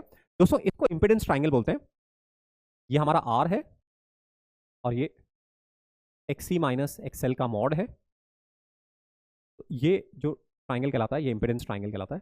यहाँ से phi, tan phi is XC minus XL upon R, या cos फाई की वैल्यू देखें तो R बाई Z के बराबर हो जाएगी, इसको बोलते हैं इंपेडेंस ट्राइंगल। तो क्वेश्चन सॉल्विंग में इसको भी डायरेक्टली काम में लेते हैं, इंपेडेंस ट्राइंगल। ऑलराइट, अब तीनों पीक वोल्टेजेस की वैल्यू कितनी होगी? तो जो कैपेसिटर के अक्रॉस पीक वोल्टेज होगा वो होगा VCM बराबर IM इंटू XC, इंडक्टर के अक्रॉस जो पीक वोल्टेज होगा IM इंटू XL, और रेजिस्टर के अक्रॉस जो पीक वोल्टेज होगा IM इंटू R। ये तीनों एलिमेंट्स के अक्रॉस पीक वोल्टेजेस की वैल्यू हो जाएंगी। तो ये भी हमारा वोल्टेज ट्राइंगल कहलाता है, ये VRM हो जाएगा, ये VCM माइनस VLM का मॉड, और ये VM, और इनके बीच में फाई का एंगल है। तो जो RMS या पीक वैल्यूज हैं उनमें रिलेशन है VM स्क्वायर बराबर VRM square plus VCM minus VLM का स्क्वायर, ये पी के RMS वैल्यूज में रिलेशन रहेगा। ध्यान रहे इंस्टेंटेनियस वैल्यूज में तो रिलेशन है VR प्लस VC प्लस VL बराबर V, और जो पी के RMS वैल्यू में रिलेशन है वो है VRM का square plus VCM minus VLM का whole square whole under root बराबर VM। गाइस हमेशा जो VM है, VRM जो है वो VM से लेस या इक्वल हो सकता है, बट VCM और and VLM can be greater than VM। VCM या VLM की वैल्यू VM से बड़ी हो सकती है, क्योंकि बेसिकली ये मैथमेटिकली ये सैटिस्फाई होना चाहिए। तो VRM स्क्वायर को तो हर हालत में VM स्क्वायर से छोटा या एट द मोस्ट इक्वल यदि ये 0 है तो, बट VCM और VLM इंडिविजुअली VM से बड़े हो सकते हैं, but mod of VCM minus VLM mod of VCM minus VLM, ये जो है ये हमेशा वीएम से लेस या इक्वल होगा, कभी बड़ा नहीं हो सकता, ठीक है। तो इस तरह से थ्योरेटिकली अपने को जब भी इस तरह के मैथमेटिकल एस्पेक्ट्स को समझना है, आंसर देना है, तो हम ये फॉर्मुला लिखेंगे और यहाँ से समझेंगे, और 10 फाई की वैल्यू हम VCM minus VLM upon VRM भी लिख सकते हैं। तो वोल्टेज ट्रायंगल देख लिया, इंपेडेंस ट्रायंगल देख लिया। अब उसके बाद में यदि हमें यहीं पर इंस्टेंटेनियस वैल्यूज लिखनी है वोल्टेजेस की, तो देखो हमें करंट का फंक्शन मालूम है, करंट का फंक्शन हम पहले लिख चुके हैं कि करंट का फंक्शन क्या है, आई बराबर I M sine omega T plus phi. हम फाई निकाल चुके हैं, 10 phi is XC minus XL upon R. हम आई एम निकाल चुके हैं वी एम बाई जेड से, where Z is XC minus XL का whole square plus R square under root, ये हम निकाल चुके हैं। अब अपने को तीनों वोल्टेज की इंसिडेंस वैल्यूज लिखनी है। वी आर, तो वी आर तो peak value I M R, और जो करंट की फेज है which is omega T plus phi, voltage की फेज भी वही होगी, तो ये वी आर का फंक्शन हो गया। यदि वीसी का फंक्शन लिखना है तो VC is peak value I M into XC, और कैपेसिटर में करंट लीड करती है, यानी कि इंडक्टर लैग करेगा, तो जो करंट की फेज है, करंट की इंडक्टर नहीं सॉरी कैपेसिटर का वोल्टेज लैग करेगा, तो करंट की फेज है ओमेगा टी प्लस फाई, तो कैपेसिटर का वोल्टेज उससे पाई बाई टू पीछे होगा, तो माइनस पाई बाई टू। और ऐसे इंडक्टर के अक्रॉस अपने को इंस्टेंटेनियस वैल्यू लिखनी है, तो आई एम एक्सएल ये करंट की पीक वैल्यू होगी, और जो करंट की फेज है इंडक्टर का वोल्टेज उससे पाई बाई टू लीड करता है, तो ये हो जाएगा हमारा omega T plus phi plus pi by two, है ना। तो यहां से अपन इस तरह से इंस्टेंटेनियस वैल्यूज को लिख सकते हैं। तो देखो फेजर डायग्राम में उसको एक्सप्लेन उसको समझते हैं। जैसे ये हमारे पास हमें फेजर डायग्राम बनाना है, तो ऐसे अपने एक्सिस बना दी। अब सबसे पहले करंट का फेजर, तो करंट का फेजर, तो ये हमारा करंट का फेजर है, ठीक है, ये हमारा करंट का फेजर है, तो ये करंट का फेजर हो गया। अब जो रजिस्टर का वोल्टेज का फेजर है वो इसी के अलॉन्ग होता है, तो रजिस्टर का वोल्टेज का फेजर इसी के अलॉन्ग, ये वीआरएम हो गया, ऐसे रोटेट कर रहा है। कैपेसिटर का वोल्टेज करंट से पाई बाई टू पीछे होता है, तो ये कैपेसिटर का वोल्टेज पाई बाई टू पीछे, और जो इंडक्टर का वोल्टेज होता है वो पाई बाई टू आगे होता है, तो इंडक्टर का वोल्टेज ये पाई बाई टू, ठीक है। तो ये डायग्राम अपने को क्लैरिटी से आना चाहिए कि कैपेसिटर का करंट पहले, सबसे पहले करंट का फेज बनेगा, रजिस्टर का वोल्टेज उसी के साथ सेम फेज में होगा, इंडक्टर का वोल्टेज पाई बाई टू आगे होगा, और कैपेसिटर का वोल्टेज पाई बाई टू पीछे होगा। और इन तीनों वेक्टर्स का सम, जैसे इन तीनों वेक्टर्स का सम देखें, पास में एक और डायग्राम देखें अपन, तो इन तीनों वेक्टर्स का सम, तो पहले ये हमारा वीआरएम हो गया, और ये दोनों वेक्टर्स ऐड होकर हो जाएंगे magnitude wise VCM minus VLM mod, इनका रिजल्टेंट जो आ रहा है ये हमारा नेट वोल्टेज वीएम हो गया, ये एंगल फाई हो गया, ये वाला जो एंगल है ये ओमेगा टी प्लस फाई हो गया। और आप ऐसे टेढ़ा नहीं बनाना चाहते हो तो आप ऐसे ही बना सकते हो। सबसे पहले करंट का फेजर ऐसे दिखा दिया, करंट का फेजर। अब रजिस्टर का वोल्टेज का फेजर, रजिस्टर का वोल्टेज का फेजर इसी के साथ सेम फेज में आएगा। कैपेसिटर का वोल्टेज का फेजर करंट से पाई बाई टू पीछे, और इंडक्टर का वोल्टेज का फेजर करंट से पाई बाई टू आगे, ठीक है। तो ये अपना ये कैपेसिटर का वीसीएम और इंडक्टर का वीएलएम। तो ऐसे क्वेश्चंस का आंसर अपने डायग्राम से आंसर आराम से दे सकते हैं कि भाई कैपेसिटर और इंडक्टर के वोल्टेज में कितना फेज डिफरेंस है। तो कैपेसिटर और इंडक्टर के वोल्टेज में पाई का फेज डिफरेंस है। पाई का फेज डिफरेंस क्या इंप्लाई कर रहा है, दोनों एक साथ जीरो होंगे, एक पॉजिटिव पीक पे होगा तो दूसरा नेगेटिव पीक पे होगा, तो दोनों हमेशा अपनी ऑसिलेशन के साइकिल के ऑपोजिट पार्ट में होंगे। रजिस्टर का वोल्टेज कैपेसिटर से पाई बाई टू आगे है, रजिस्टर का वोल्टेज इंडक्टर से पाई बाई टू पीछे है। करंट का क्या रिलेशन है, ऐसे किसी भी क्वेश्चन का आंसर देना है तो ये फेजर डायग्राम बना के अपने को देना है, ठीक है। तो अपने को सबसे पहले एक्सी निकालना है, एक्सएल निकालना है, फिर जेड निकालना है, फिर करंट की पीक वैल्यू निकालनी है, फिर tan phi XC minus XL upon R या VCM minus VLM upon VRM, वहां से tan phi आ गया, phi minus pi by two से प्लस पाई बाई टू बीच में करंट का कंप्लीट फंक्शन आ गया, VRM I M into R, VCM I M into XC, VLM I M into XL. तो रजिस्टर का वोल्टेज करंट के साथ सेम फेज में है, कैपेसिटर का वोल्टेज करंट से पाई बाई टू पीछे है, और इंडक्टर का वोल्टेज पाई बाई टू आगे, और ऐसे अपन फेजर डायग्राम से डिनोट कर सकते हैं। तो ये हमने एलसीआर सर्किट में देखा। अब पावर की बात कर रहे हैं, तो कैपेसिटर इंस्टेंटेनियस पावर लिखनी है, तो देखिए इंस्टेंटेनियस पावर क्या होगी, इंस्टेंटेनियस पावर होगी P बराबर V इंटू आई। V का फंक्शन है Vm साइन ओमेगा टी, और करंट का फंक्शन है Im sine omega T plus five, ये करंट का फंक्शन है। तो दोनों मिला के ये नेट पावर का फंक्शन हो जाएंगे, तो ये इंस्टेंटेनियस पावर हो जाएगी। बट एसी सर्किट्स में अनलेस हमसे पूछा जाए, हम एक्चुअली इंस्टेंटेनियस पावर में इंटरेस्टेड नहीं है, हम हमेशा एवरेज पावर में इंटरेस्टेड है। तो जब हम ट्रिग्नोमेट्री की हेल्प से इन फंक्शंस का एवरेज कैलकुलेट करेंगे तो वो एवरेज आ जाएगा V R M S I R M S cos phi. Average power है V R M S I R M S cos phi, जिसको अपन लिख सकते हैं I R M S square into R, I R M S square into R, ऐसे लिख सकते हैं I R M S square into R, या आई आर एम एस को लिखे V R M S by Z और cos phi को लिखे आर बाई जेड। तो हमारा ये I R M S square Z cos phi, यदि अपन ने वी आर एम एस को लिखा I R M S into Z, तो और इसी फंक्शन को अपन ऐसे भी लिख सकते हैं वी आर एम एस का स्क्वायर अपॉन जेड स्क्वायर, ये तो I R M S square हो गया, और कॉस फाई इंटू आर, ऐसे भी लिख सकते हैं। तो मैं तो आपको सजेस्ट करूंगा दो फॉर्मुला याद रखो, एक तो V R M S I R M S cos phi, और एक I R M S square into R. दोस्तों ये जो एवरेज पावर कंज्यूम हो रही है केवल रेजिस्टर में कंज्यूम हो रही है, कैपेसिटर और इंडक्टर में जो एवरेज पावर कंजप्शन होता है वो जीरो होता है। तो बट कैपेसिटर और इंडक्टर एवरेज पावर कंज्यूम नहीं कर रहे हैं, बट हर हालत में एवरेज पावर को अफेक्ट करते हैं, क्योंकि कितनी सी की वैल्यू है, कितनी एल की वैल्यू, उसके हिसाब से जेड आएगा, और जेड के हिसाब से आई आर एम एस और कॉस फाई आएगा। तो इवन दो यहाँ पे पावर जो कंज्यूम हो रही है वो केवल आर में कंज्यूम हो रही है, बट कितनी पावर कंज्यूम हो रही है वो डेफिनेटली सी, एल और ओमेगा तीनों फैक्टर्स पे आर के साथ साथ डिपेंडेंट होगा। ये अपन समझ रहे हैं। कॉस फाई बराबर आर बाई जेड, ये एक टर्म है जिसका डे टू डे लाइफ में यूज में होता है, इसको पावर फैक्टर बोलते हैं। तो कॉस फाई की वैल्यू फाई हमारा माइनस पाई बाई 2 से प्लस पाई बाई 2 के बीच में होता है, तो जो कॉस फाई की वैल्यू है वो 0 से 1 के बीच में होती है। यदि प्योरली रेजिस्टिव सर्किट है तो कॉस फाई हमारा 1 हो जाएगा, और प्योरली रिएक्टिव, केवल इंडक्टर या कैपेसिटर है दोनों है, तो उसको अपन रिएक्टिव सर्किट बोलते हैं। प्योरली रिएक्टिव सर्किट है यानी कि केवल एल है या केवल सी है या एल और सी दोनों है, तो उस केस में फाई 90 डिग्री होगा, तो एवरेज पावर 0 होगी, पावर फैक्टर भी 0 होगा। तो फॉर्मुला जो अपने ध्यान रखना है वो V R M S I R M S cos phi या आई आर एम एस का स्क्वायर इंटू आर, ये फॉर्मुला अपने को ध्यान रखना है। गाइस हम बोलते हैं वॉटलेस करंट। तो वॉटलेस करंट दो अलग अलग तरह से ले लेते हैं क्वेश्चंस में। एक तो वॉटलेस करंट का मतलब है कि जब सर्किट प्योरली रिएक्टिव है, मतलब रेजिस्टेंस नहीं है, केवल एल है, केवल सी है या एल और सी दोनों है, तो ऐसे में एवरेज पावर 0 होगा। तो ऐसे सर्किट में जो करंट फ्लो हो रही है उसको हम बोलते हैं वॉटलेस करंट, पावरलेस करंट, है ना। जब सर्किट प्योरली रिएक्टिव है यानी कि रेजिस्टेंस नहीं है, केवल कैपेसिटर है, केवल इंडक्टर है या दोनों है, तो उस समय सर्किट में जो करंट फ्लो हो रही है उसको हम बोलते हैं वॉटलेस करंट रिएक्टिव सर्किट में। या फिर नॉर्मल सर्किट है, आर एल सी तीनों है, तो उसमें वॉटलेस करंट किसको बोलते हैं हम, जैसे ये हमारा वीएम का फेजर है, मान लीजिए ये हमारा वीएम का फेजर है और ये हमारा आईएम का फेजर है, और इनके बीच में जो एंगल है वो पाई है। तो एक तरह से मैथमेटिकली देखें तो V R M S I R M S cos phi, I M cos phi ये हमारा पावर में कंट्रीब्यूट कर रहा है। मतलब एक तरह से आई एम को दो कंपोनेंट से ब्रेक कर लें, I M cos phi, I M sine phi. तो I M cos phi power में कंट्रीब्यूट कर रहा है, I M sine phi power में कंट्रीब्यूट नहीं कर रहा है। तो जो आई एम साइन फाई की वैल्यू है उसको हम लोग बोलते हैं वॉटलेस करंट। तो जब रेजिस्टर भी हो तो I M sine phi, this is called wattless current. तो क्वेश्चन डिपेंड करेगा कि आप वॉटलेस करंट का इंटरप्रिटेशन कैसे लोगे। ओके अभी तक आया नहीं है बट अपन समझ सकते हैं। मान लीजिए सर्किट में कैपेसिटर, इंडक्टर और रेजिस्टर लगे हुए, ओके। अब मान लीजिए यहाँ पे एक वोल्टमीटर लगा हुआ है, बोला ये वोल्टमीटर कितनी रीडिंग देगा। ऐसे ये ए पॉइंट है, ये बी पॉइंट है, ये सी पॉइंट है और ये डी पॉइंट। और ऐसे मान लीजिए बी और सी के बीच में भी एक वोल्टमीटर लगा हुआ है, बी और सी के बी और डी के बीच में, सॉरी, ये कितनी रीडिंग देगा। तो ऐसे तो फॉर्मली डिराइव करना पड़ेगा, बट मैं आपको शॉर्टकट बता रहा हूँ।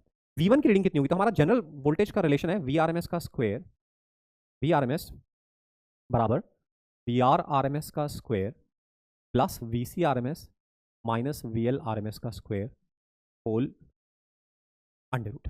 ये हमारा फंक्शन है। अब जैसे सी और एल के अक्रॉस वोल्टमीटर कनेक्टेड है, तो ऐसे में क्या करो, सी और एल है तो आप वी आर को ड्रॉप कर दो, तो जो V1 रीडिंग होगी वो हो जाएगी V C R M S minus V L R M S का मॉड। मॉड क्यों लगा रहा हूँ, क्योंकि कौन बड़ा है मुझे नहीं मालूम। ऐसे ही मुझे एल और आर के अक्रॉस कंबाइंड वोल्टमीटर रीडिंग चाहिए, तो एल और आर, तो यहाँ से सी को ड्रॉप कर दो, तो जो V2 की रीडिंग हो जाएगी V R R M S का square plus V L R M S का स्क्वायर होल अंडर रूट, ये V2 हो जाएगी। तो इस तरह से हम वोल्टमीटर की रीडिंग निकालेंगे। केवल सी पे है तो V C R M S, केवल एल पे है V L R M S, केवल आर पे है V R R M S, L और आर पे है तो सी को ड्रॉप कर दो, सी और एल पे है तो आर को ड्रॉप कर दो, और बाय द वे सी और आर पे है तो एल को ड्रॉप कर दो, और तीनों के अक्रॉस कंबाइंड वोल्टमीटर है तो वो वी आर एम एस देगा हमें। तो इस तरह से हम वोल्टमीटर की रीडिंग निकाल लेंगे। Choke coil, guys choke coil क्या है, जितना घर में वोल्टेज हमारी डोमेस्टिक सप्लाई में जो वोल्टेज आ रहा है और ट्यूबलाइट को जितना वोल्टेज चाहिए, सप्लाई वोल्टेज ज्यादा है, ट्यूबलाइट को वोल्टेज कम चाहिए, तो ऐसे में ट्यूबलाइट के साथ में सीरीज में हम एक इंडक्टर कनेक्ट करते हैं जिसको कि चोक कॉइल बोलते हैं। चोक कॉइल का पर्पस क्या है, सर्किट का इंपेडेंस बढ़ाना, करंट कम करना, सो दैट ट्यूबलाइट के अक्रॉस, रेजिस्टर के अक्रॉस वोल्टेज रिड्यूस हो जाए, जितना हमें चाहिए उतना हो जाए। तो ये इंडक्टर का पर्पस है। हाँ, तो इंडक्टर अपन कनेक्ट कर रहे हैं तो एक्चुअली वोल्टेज रेजिस्टर के अक्रॉस कितना हो जाएगा, वोल्टेज रेजिस्टर के अक्रॉस हो जाएगा V R R M S. Inductor अपन ने कनेक्ट किया तो रेजिस्टर के अक्रॉस जो वोल्टेज होगा वो हो जाएगा V R R M S which is I R M S into R, I R M S into R. अब आई आर एम एस कितना होगा, V R M S by Z into R, तो R upon under root of R square plus XL square into V R M S. तो हुआ क्या, inductor लगाने पे resistor के अक्रॉस वोल्टेज इतने फैक्टर से रिड्यूस हो गया। तो चोक कॉइल क्या कर रही है, रेजिस्टर के अक्रॉस वोल्टेज को रिड्यूस कर रही है, but at the same time power consume नहीं कर रही है।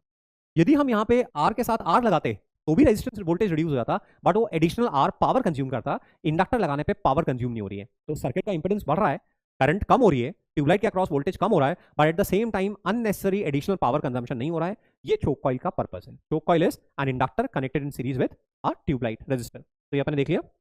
नाउ अब रेजोनेंस की बात करते हैं। तो रेजोनेंस में हम लोग क्या कर रहे हैं, देखिए जो हमारे पास सीरीज एलसीआर सर्किट है, सीरीज एलसीआर सर्किट में हम जो अप्लाइड फ्रीक्वेंसी है सोर्स की, उस फ्रीक्वेंसी को वेरी करा रहे हैं, और सर्किट में जो पावर कंज्यूम हो रही है और जो आरएमएस करंट आ रही है या पीक वैल्यू ऑफ करंट आ रही है, उसको रिकॉर्ड कर रहे हैं वो कैसे वेरी कर रही है। ओमेगा को कंटिन्यूअसली वेरी करा रहे हैं, और जेड कैसे वेरी कर रहा है, आईएम कैसे वेरी कर रहा है, वो अपन देख रहे हैं, है ना।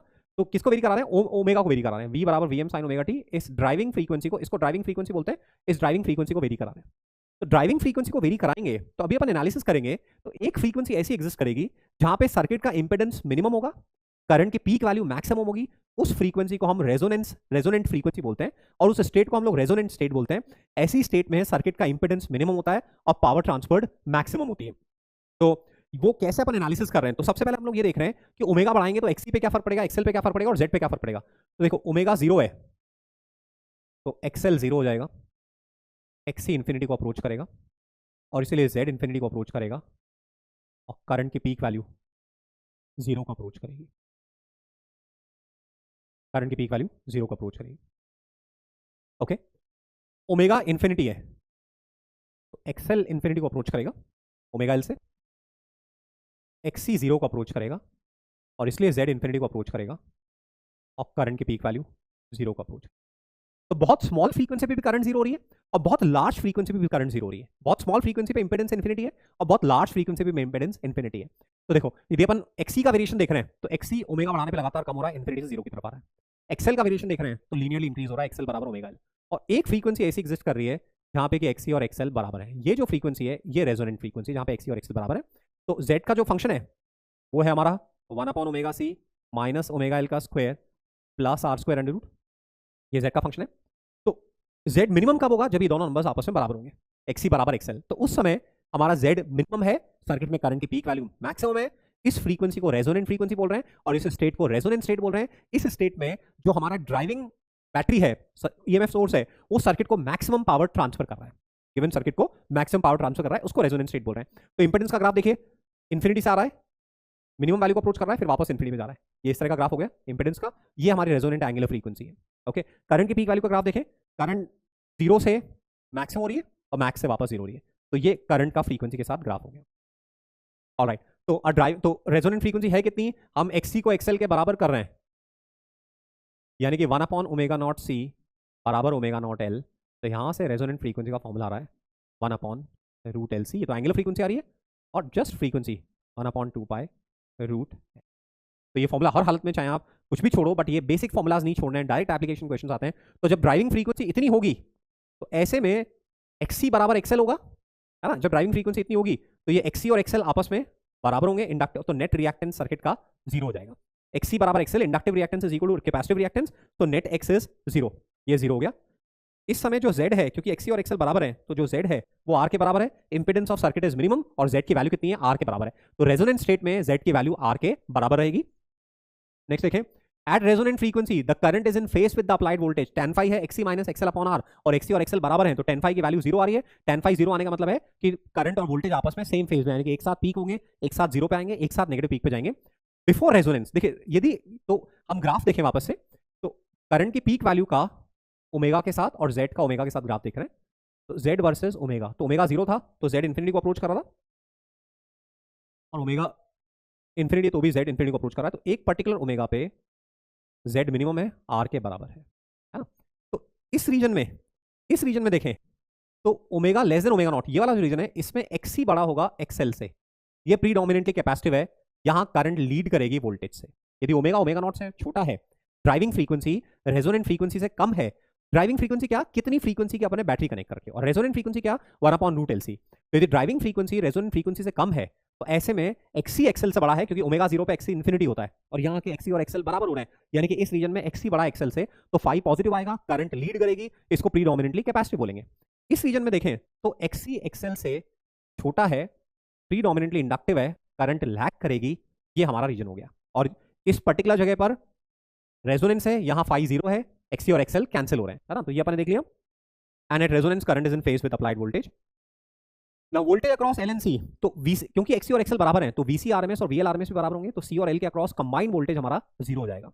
पावर फैक्टर देखें तो जो पावर फैक्टर है cos phi बराबर R बाई Z, उसकी वैल्यू 1 के बराबर हो जाएगी क्योंकि Z R के बराबर है। इस समय सर्किट में मैक्सिमम पावर आएगी और मैक्सिमम पावर कितनी होगी, VRMS IRMS cos phi, IRMS VRMS square by R होगा, तो ये हो जाएगा VM IM बाई 2 और IM की वैल्यू होगी VM बाय R, तो VM स्क्वायर बाय 2R, यानी कि VRMS का स्क्वायर बाय R। ये मैक्सिमम पावर होगी VRMS IRMS cos phi, IRMS को लिखा VRMS by Z, Z R के बराबर है, cos phi 1 है, तो मैक्सिमम पावर आ रही है VRMS square upon R। At resonance, power transferred by the source to the circuit is maximum. Series resonant circuit को एक्सेप्टर सर्किट बोलते हैं। सीरीज रेजोनेंट सर्किट को एक्सेप्टर सर्किट क्यों बोलते हैं दोस्तों? रेडियो रिसीवर में एक्चुअली ये रेजोनेंस वाला सीरीज एलसीआर सर्किट का रेजोनेंस का फंडा काम आता है, मैं आपको एक्सप्लेन कर रहा हूं। तो आपकी सिटी में मान लीजिए 10 FM स्टेशन है, 10 FM स्टेशन है, तो इंडियन गवर्नमेंट ने हर FM स्टेशन को एक फ्रीक्वेंसी असाइन करी हुई है, तो वो पर्टिकुलर स्टेशन अपने प्रोग्राम्स को उस पर्टिकुलर फ्रीक्वेंसी पे ब्रॉडकास्ट करेंगे। तो जो आपका रेडियो रिसीवर है उसके पास सारे सिग्नल आ रहे हैं, अलग अलग एफएम स्टेशन के सिग्नल आ रहे हैं। हर सिग्नल रेडियो रिसीवर में करंट इंड्यूस करेगा। हर इलेक्ट्रोमैग्नेटिक सिग्नल जो एक एफएम स्टेशन से आ रहा है वो एक बैटरी की तरह एक्ट कर रहा है और वो सीरीज एलसीआर सर्किट में करंट जनरेट करेगा। अब मान लीजिए अपन 94.3 मेगाहर्ट्ज पे ट्यून करना चाहते हैं, तो हम रेडियो की नॉब को घुमाते हैं, उससे उसका कैपेसिटेंस ऑल्टर होता है और हम सेट कर देते हैं उसको, मतलब सी की वैल्यू इतनी सेट हो जाती है कि उस सर्किट की रेजोनेंट फ्रीक्वेंसी अपनी 94.3 मेगाहर्ट्ज के बराबर हो जाती है। तो ऐसे में जो 94.3 मेगाहर्ट्ज वाला सिग्नल है वो सर्किट में सबसे ज्यादा करंट जनरेट करेगा, और जो बाकी सर्किट है, बाकी सिग्नल्स हैं वो भी करंट जनरेट कर रहे हैं बट उनकी करंट बहुत छोटी होगी, तो ये पर्टिकुलर प्रोग्राम रिसीव हो जाएगा। तो बहुत सारे सिग्नल्स में से एक पर्टिकुलर सिग्नल अपन ने एक्सेप्ट किया, इसलिए सीरीज एलसीआर सर्किट को एक्सेप्टर सर्किट बोलते हैं। गाइस, जितना लेस रेजिस्टेंस होगा, the lesser is R, the greater is IM, the sharper is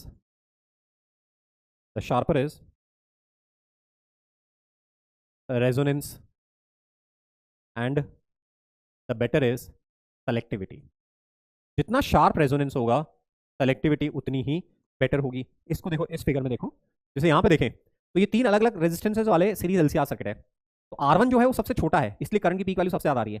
तो हमने 94.3 मेगाहर्ट्ज पे ट्यून किया। 94.3 से जो डिविएटेड सिग्नल है, जैसे मान लीजिए 94.3 छोटा 92.7 है, तो 92.7 के करस्पॉन्डिंग करंट बहुत कम है, तो वो सिग्नल सप्रेस हो जाएगा और यही सिग्नल हमें रिसीव होगा। तो हम जितना कर्व हमारा शार्प होगा उतना ही बेटर हमारे को सिग्नल रिसीव होगा, हम बोलेंगे सर्किट की सेलेक्टिविटी उतनी ही ज्यादा है। तो ये हम शार्प रेजोनेंस उसको बोलते हैं कि भाई रेजोनेंस हमारा शार्प है। ओके, तो हाफ पावर फ्रीक्वेंसी क्या होती है?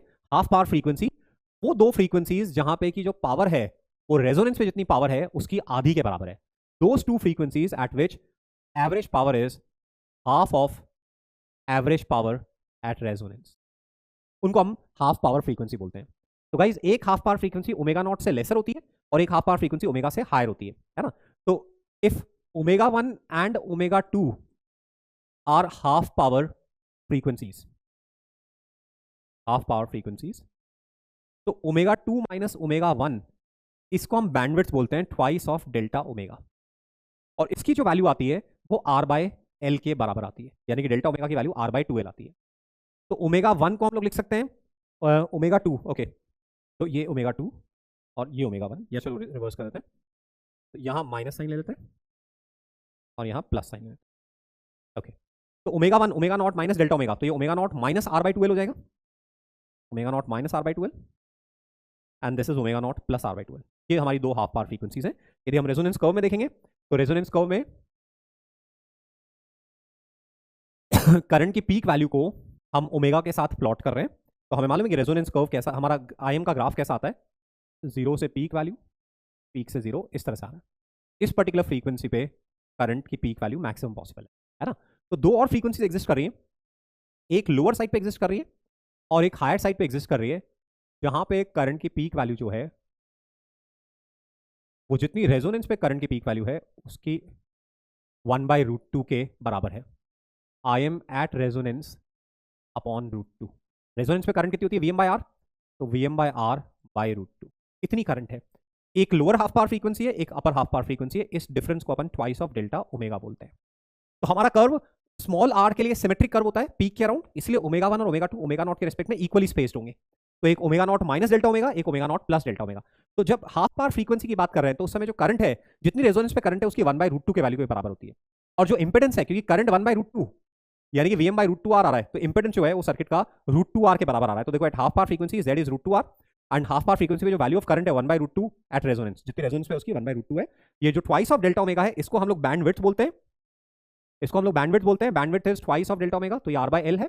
और एक टर्म डिफाइन करते हैं जिसको इस बार एनसीईआरटी से हटा दिया है, क्वालिटी फैक्टर। क्वालिटी फैक्टर होता है रेजोनेंट फ्रीक्वेंसी अपॉन बैंडविड्थ। देखो जेईई मेंस का कोई भरोसा नहीं है, अगर क्वेश्चंस सिलेबस के बियॉन्ड भी आते हैं, क्योंकि लास्ट ईयर क्वालिटी फैक्टर था लास्ट ईयर तक और इस बार हटाया, बट एग्जाम के लिए आप पढ़ लो तो बेटर ही है। तो quality factor is resonant frequency upon bandwidth. Resonant frequency omega not है, बैंडविड्थ 2 डेल्टा ओमेगा R/L है, तो हो जाएगा ओमेगा नॉट L/R। ये क्वालिटी फैक्टर है। ये जितना बड़ा होगा रेजोनेंस उतना ही शार्प है, सेलेक्टिविटी उतनी ही ज्यादा होगी।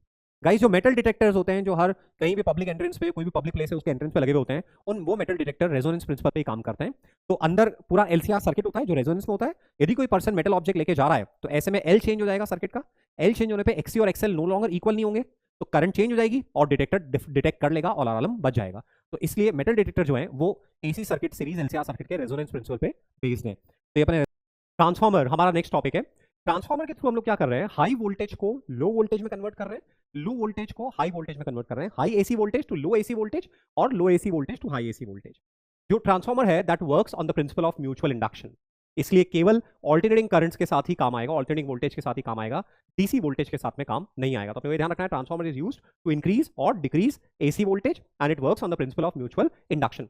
दो तरह के हैं ट्रांसफार्मर में, एक कोर रहेगा और जैसे फर्स्ट कॉन्फ़िगरेशन में ये जो कोर है, इस कोर के ऊपर ही प्राइमरी और सेकेंडरी कॉइल रैप्ड है, और सेकंड कॉन्फ़िगरेशन में प्राइमरी कॉइल लेफ्ट पार्ट पर है, सेकेंडरी कॉइल राइट पार्ट पर है। तो इस तरह से दो कॉइल्स रहेंगी, प्राइमरी एंड सेकेंडरी, जिसमें नंबर ऑफ टर्न्स NP और NS होंगे।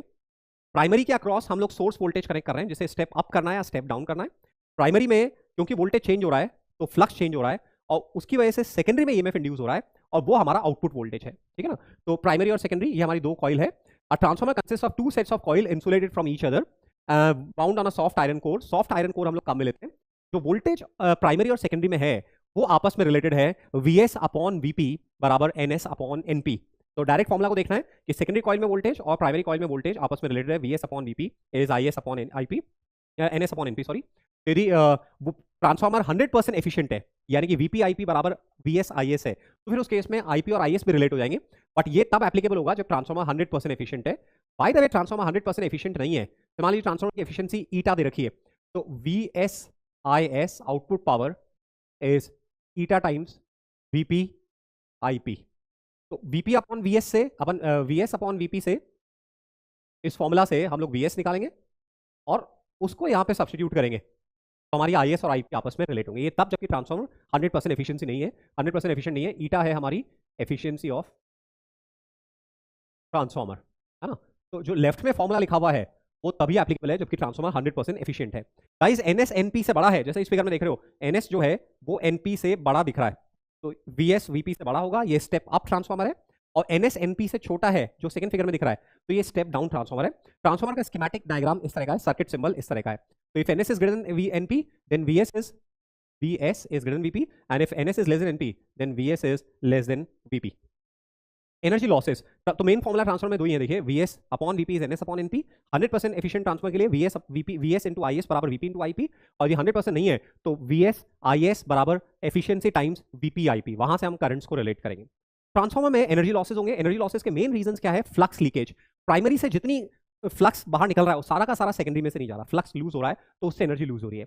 तो उसको हम लोग मिनिमाइज कैसे करते हैं, प्राइमरी और सेकेंडरी को एक के ऊपर एक बाउंड करके ये इंश्योर करते हैं कि फ्लक्स में लॉसेस मिनिमल हो। फिर जो वायर्स हैं उनका रेजिस्टेंस होगा तो करंट फ्लो करेगी तो हीट लॉस होगी, तो उसको रिड्यूस करने के लिए हम थिक वायर काम में लेते हैं ताकि रेजिस्टेंस कम रहे, हीट लॉसेस कम हो। फिर ट्रांसफार्मर में क्योंकि हम लोग AC वोल्टेज अप्लाई कर रहे हैं और सॉफ्ट आयरन का कोर है, तो ऐसे में continuously current flow, eddy currents आएंगे उस कोर में, क्योंकि कंटिन्यूसली करंट की डायरेक्शन चेंज होगी, मैग्नेटिक फील्ड चेंज होगा, फ्लक्स चेंज होगा, तो EMF आएगा, एडी करंट्स आएंगी, और एडी करंट से एनर्जी में लॉस होगा।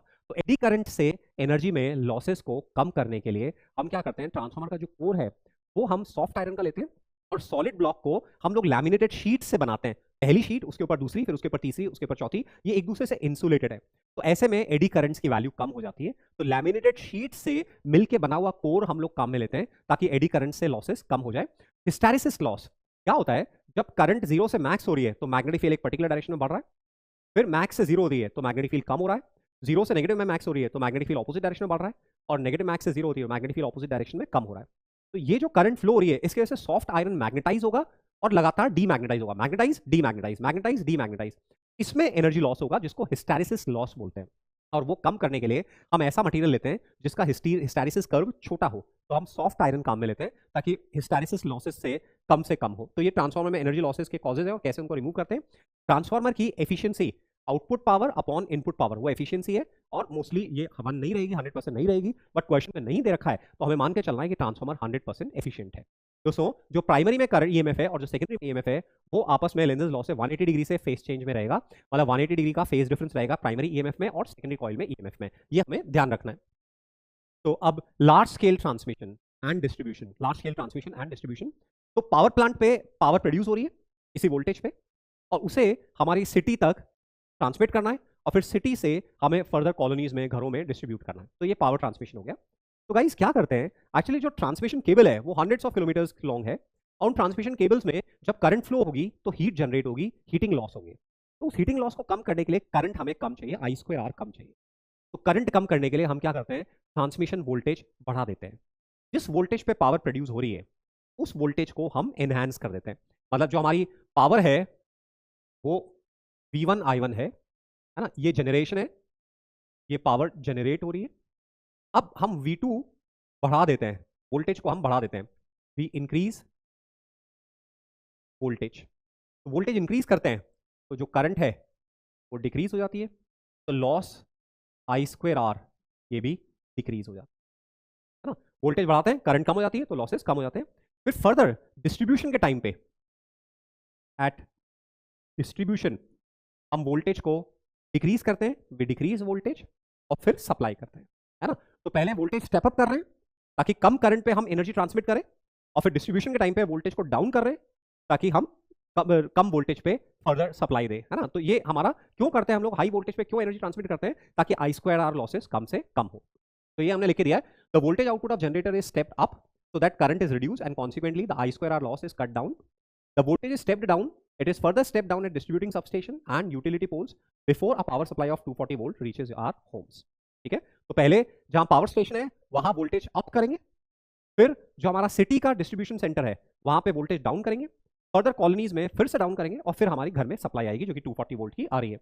Now LC oscillations, last topic इस चैप्टर का एलसी ऑसिलेशन स्कोरिंग है। एक चार्ज कैपेसिटर को हम इंडक्टर के अक्रॉस कनेक्ट कर दें, एक चार्ज कैपेसिटर को हम इंडक्टर के अक्रॉस कनेक्ट कर दें, तो कैपेसिटर पे चार्ज और इंडक्टर में करंट टाइम के साथ में साइन या कोसाइन फंक्शन की फॉर्म में वेरी करती है, इसको हम बोलते हैं एलसी ऑसिलेशंस। चार्ज कैपेसिटर को इंडक्टर के साथ में या करंट कैरिंग इंडक्टर को सडनली कैपेसिटर के साथ कनेक्ट कर दें, तो कैपेसिटर में चार्ज और इंडक्टर में करंट टाइम के साथ साइनसॉइडल मैनर में वेरी करती है, उसको हम लोग बोलते हैं एलसी ऑसिलेशंस। तो एलसी ऑसिलेशंस में हमें करना क्या है, हमारे पास एक चार्ज कैपेसिटर है जिसपे प्लस माइनस चार्ज है और इसको t बराबर 0 पे हमने इंडक्टर के अक्रॉस कनेक्ट कर। तो इंडक्टर की प्रॉपर्टी होती है करंट एब्रप्टली चेंज नहीं होगी, t बराबर 0 पे हमने कनेक्ट कर दिया, तो जैसे ही कनेक्ट करेंगे तो अब करंट धीरे धीरे बढ़ने लगेगी और टाइम t पे मान लीजिए करंट इंडक्टर के थ्रू I फ्लो हो रही है और यहाँ पे चार्ज Q हो गया, QM से चार्ज Q हो गया, है ना। तो किरचॉफ की इक्वेशन लिखते हैं, तो Q by C minus L D I by D T बराबर 0, Q by C minus L. Guys क्योंकि चार्ज कम हो रहा है कैपेसिटर पे तो I जो होगा minus D Q by D T के बराबर होगा, क्योंकि चार्ज कम हो रहा है। तो हमारी इक्वेशन हो गई d2q by dt2 plus q by LC बराबर 0। गाइस ये हॉलमार्क ऑफ एसएचएम है, ये स्टैंडर्ड सेकंड ऑर्डर की डिफरेंशियल इक्वेशन है और ये हॉलमार्क ऑफ एसएचएम है। ये इक्वेशन इंप्लाई कर रही है कि जो चार्ज q है वो टाइम के साथ में साइनोसॉइडली वेरी करेगा, टाइम के साथ में साइनोसॉइडली वेरी करेगा। और इनिशियल कंडीशन क्या है कि q एट t बराबर 0 है, तो हमारा चार्ज का जनरल टाइम t पे फंक्शन आ जाएगा, q एट t बराबर 0 qm है, तो चार्ज का जनरल फंक्शन आ जाएगा qm cos ओमेगा t, और ये जो ओमेगा की वैल्यू है ये 1/√LC के बराबर होगी। इसको सर्किट के ऑसिलेशन की फ्रीक्वेंसी बोलते हैं 1/√LC, और यदि जस्ट फ्रीक्वेंसी की बात करें तो 1/2π√LC। तो LC ऑसिलेशन में फ्रीक्वेंसी कितनी है, ओमेगा है 1/√LC, और जो फ्रीक्वेंसी है 1/2π√LC। तो ये फॉर्मुलाज अपने को लर्न करना है। और चार्ज यदि t बराबर 0 पे चार्ज मैक्सिमम है तो q बराबर qm cos omega t। Guys ये जो कैपेसिटर है, इंडक्टर हमें मालूम है कि inductor is electromagnetic analog of mass in mechanics. Inductor mass के इक्विवेलेंट है, L हमारा m से रिलेट होगा, तो half L I square half M V square से रिलेट होगा, तो इसलिए करंट हमारी स्पीड से रिलेट होगी। और जो चार्ज है ना, इंडक्टर हमारा एम से रिलेट हो रहा है। अब half Q square by two C and half K X square, इनको रिलेट करिए। Q square by two C और हाफ के एक्स स्क्वायर को रिलेट करिए, तो क्यू जो है वो एक्स से रिलेट होगा और जो के है वो 1/c से रिलेट होगा। ऐसे यदि एग्जाम में रिक्वायरमेंट आती है एनालॉजी ड्रॉ करने की, तो मैं आपको सजेस्ट कर रहा हूँ, सबसे पहले इंडक्टर इनर्शिया है, तो इंडक्टर तो मास से एनालॉग हो गया। अब एनर्जीज का फॉर्मुला जान करो, half L I square half M V square, तो वी और आई आपस में इंटरलेट हो गए। अब दूसरी एनर्जी है Q square by two C, और उधर है half K X square spring की एनर्जी, तो हाफ के एक्स स्क्वायर और क्यू स्क्वायर बाय टू सी, इनको कंपेयर करेंगे तो के 1/c का एनालॉग हो गया। तो गाइस टी बराबर जीरो पे कैपेसिटर में चार्ज मैक्सिमम है, करंट जीरो है, कैपेसिटर की एनर्जी मैक्सिमम है, इंडक्टर की एनर्जी जीरो है। क्वार्टर साइकिल में ये चार्ज जीरो हो जाएगा और सर्किट में करंट मैक्सिमम हो जाएगी क्वार्टर साइकिल में। तो जितनी भी कैपेसिटर के अंदर स्टोर्ड एनर्जी थी वो सारी इंडक्टर में ट्रांसफर होगी, ये क्वार्टर साइकिल में हुआ। क्वार्टर साइकिल में कैपेसिटर डिस्चार्ज हो गया और पूरी एनर्जी इधर ट्रांसफर होगी। फिर नेक्स्ट क्वार्टर साइकिल में हमारी करंट कम होते होते जीरो हो जाएगी, तो कैपेसिटर को टोटल एनर्जी वापस से ट्रांसफर हो जाएगी, नीचे वाली प्लेट पॉजिटिव बन गई, ऊपर वाली प्लेट नेगेटिव बन गई, अब इंडक्टर हमारा डिस्चार्ज हो गया, ये हाफ साइकिल कंप्लीट हो गई।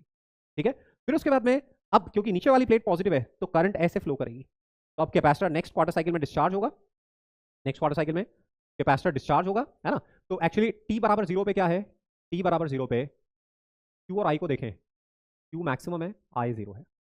कैपिटल टी बाई फोर पे ये जीरो हो जाएगा, करंट मैक्सिमम हो जाएगा। कैपिटल टी बाई टू पे ये रिवर्स पोलैरिटी हो जाएगी, करंट जीरो हो जाएगी। टी टी बाई फोर पे चार्ज फिर से जीरो हो जाएगा, करंट रिवर्स में आ जाएगी, और टी पे चार्ज वापस से क्यू एम हो गया, करंट जीरो। तो वन साइकिल में चार्ज कैपेसिटर की पॉजिटिव प्लेट पे क्यू एम से जीरो हो रहा है, जीरो से माइनस क्यू एम से जीरो, जीरो से प्लस क्यू एम। इंडक्टर में करंट जीरो से आई एम हो रही है, आई एम से जीरो, फिर जीरो से माइनस आई एम यानी कि रिवर्स डायरेक्शन में, और I am minus I am से जीरो। इस फ्रीक्वेंसी से 1/2 पाई रूट एल सी और ओमेगा 1/रूट एल सी। और टी बराबर जीरो पे चार्ज मैक्सिमम है तो क्यू का फंक्शन हो गया Q M cos omega T, और उसको डिफरेंशिएट करेंगे तो हमारा करंट का फंक्शन क्यू का function Q M cos omega T, और जो आई है वो minus D Q by D T है, तो आई का फंक्शन हो गया Q M omega sine omega, है ना। अब टी बराबर जीरो पे by the way current maximum है, तो ये कॉस ओमेगा टी हो जाएगा, वो साइन ओमेगा टी हो जाएगा। गाइस ये एक स्टैंडर्ड क्वेश्चन है, आई एम और क्यू एम में क्या रिलेशन है, I M as Q M times omega, I M as Q M times omega, ये हमारे पास आगे लिखा हुआ भी होगा। तो देखो ये जो कैपेसिटर है वो स्प्रिंग से रिलेट हो रहा है, इंडक्टर मास से रिलेट हो रहा है। तो शुरुआत में स्प्रिंग में एनर्जी मैक्सिमम है और इंडक्टर में एनर्जी जीरो है, फिर मतलब कैपेसिटर में एनर्जी मैक्सिमम है तो स्प्रिंग में एनर्जी मैक्सिमम है, ये जीरो है, तो ब्लॉक के पास काइनेटिक एनर्जी जीरो है। क्वार्टर साइकिल में आपकी स्प्रिंग रिलैक्स स्टेट में आ गई और ब्लॉक के पास काइनेटिक एनर्जी मैक्सिमम हो गई। तो करंट को स्पीड से रिलेट करना है, हाफ एल आई स्क्वायर को हाफ एम वी स्क्वायर से, और क्यू स्क्वायर बाई टू सी को हाफ के एक्स स्क्वायर से रिलेट करना है ना। आगे अपन देखते हैं, तो ये मैंने डिफरेंशियल इक्वेशन लिखी, ओमेगा की वैल्यू 1/रूट एल सी है, ये अपन ने देख लिया। Charge Q naught cos omega T, current I naught sine omega T, I naught और क्यू नॉट में रिलेशन ये हमें याद रखना है, I naught is Q naught omega. ये दूसरी तरीके से भी निकाल सकते हैं कि हम एक्चुअली टोटल एनर्जी जो है वो कुछ कैपेसिटर में है, तो Q square by total energy जो है वो थोड़ी कैपेसिटर में है किसी मोमेंट पे, क्यू स्क्वायर बाय टू सी, या ये यहाँ पे प्लस साइन है, यहाँ लिखा हुआ है, मैं इसी को रीड कर देता हूँ, इसको इक्वल को प्लस बना देना। तो किसी मोमेंट पे टोटल एनर्जी कितनी है, half L I square plus Q square by two C. जब इंडक्टर में एनर्जी करंट जीरो है तो पूरी एनर्जी इलेक्ट्रिक फॉर्म में है, Q naught square by two C, और जब क्यू जीरो है तो पूरी एनर्जी मैग्नेटिक फॉर्म में, half L I naught square. तो आप आई नॉट और क्यू नॉट में दूसरी तरीके से भी रिलेशन निकाल सकते हो, half L I naught square, maximum magnetic energy और मैक्सिमम कैपेसिटर की एनर्जी, ये दोनों आपस में बराबर हैं, तो यहाँ से भी आई नॉट और क्यू नॉट में हम रिलेशन निकाल सकते हैं, है ना। तो ये हमारा हो गया। रियलिटी में जब भी एलसी सर्किट होगा तो उसमें इंडक्टर में वाइंडिंग्स का रेजिस्टेंस होगा, हीट प्रोड्यूस होगी, धीरे धीरे करंट कम होती जाएगी और फाइनली जीरो हो जाएगी, तो हम बोलेंगे डैम्प्ड ऑसिलेशंस हो रहे हैं, है ना। Electromagnetic in actual circuits energy is lost in the form of heat and electromagnetic waves. हम बोलेंगे कि कैसे ऑसिलेशंस हो रहे हैं, डैम्प्ड ऑसिलेशंस हो रहे हैं, डैम्प्ड ऑसिलेशंस, ये हम बोलेंगे। पैरेलल सर्किट्स के साथ भी हम डील कर सकते हैं और मेंस और बेड सेट दोनों इससे बेस्ड क्वेश्चन पूछ सकते हैं। देखिए जैसे ये कैपेसिटर है, ये इंडक्टर है और ये रेजिस्टर है, और इनको पैरेलल में कनेक्ट किया है। तो गाइस ये तीनों एलिमेंट जो हैं ये इंडिपेंडेंटली इनके across voltage Vm sin omega T है, इन तीनों एलिमेंट्स के अक्रॉस इंडिपेंडेंट वोल्टेज। तो तीनों की करंट हम इंडिपेंडेंट लिख सकते हैं। जैसे यहाँ करंट कितनी है, आई रेजिस्टेंस, हम लोग लिख सकते हैं peak value Vm by R, और जो वोल्टेज की फेज है वही करंट की फेज होगी, क्योंकि रेजिस्टर में करंट और वोल्टेज सेम फेज में होते हैं। इंडक्टर में करंट की peak value Vm by XL, Vm by XL, और जो करंट की फेज होगी, वोल्टेज की फेज करंट की फेज से पाई बाय 2 पीछे होती है, वोल्टेज की फेज करंट की फेज से पाई बाय 2 आगे होती है, तो करंट की फेज पाई बाय 2 पीछे होगी, तो हम omega T minus pi by two. और ऐसे ही कैपेसिटर में V M by X C, capacitor में करंट लीड करती है वोल्टेज से, तो वोल्टेज की फेज ओमेगा टी है, तो करंट की phase omega T plus pi by two है। गाइस यहाँ पे जंक्शन लॉ से हमेशा आई बराबर I R plus I C plus I L के बराबर होगा। तो इससे पैरेलल सर्किट में भी हम करंट लिख सकते हैं, है ना। तो बस इतना सा अपन देख लें तो चैप्टर पूरा अपन ने कवर किया। अच्छी तरह से रिवाइज करना है। मैं हर सेशन में आपको यही रिमाइंड करता हूं कि जो भी अपने अभी कोऑर्डिनेट्स हैं, जैसी भी अपनी सिचुएशन है, हर दिन अपना माइंड ग्रोथ माइंडसेट होना चाहिए। हमें होपफुल रहना है इंप्रूवमेंट करने के लिए, विजुअलाइजेशन करना है कि येस हम बेटर साइड पर आ रहे हैं। हर दिन अच्छी तरह से सिस्टमैटिक अपने को प्लानिंग करनी है, ऑडिट करना है और बढ़िया रिफ्लेक्शन करना है कि अपने दिन भर कितना अच्छे तरह से यूटिलाइज किया। हर दिन जो अपने डिस्पोजल पर आ रहा है उसको बेस्ट पॉसिबल तरीके से यूटिलाइज करना है। डे बाय डे थोड़ा थोड़ा इंक्रीमेंट होता जाएगा और एग्जाम के पहले फार बेटर कॉन्फिडेंस होगा और आप काफी अच्छे लेवल पे परफॉर्म कर पाओगे। All the best. Next chapter में मिलते हैं हम लोग। Thank you.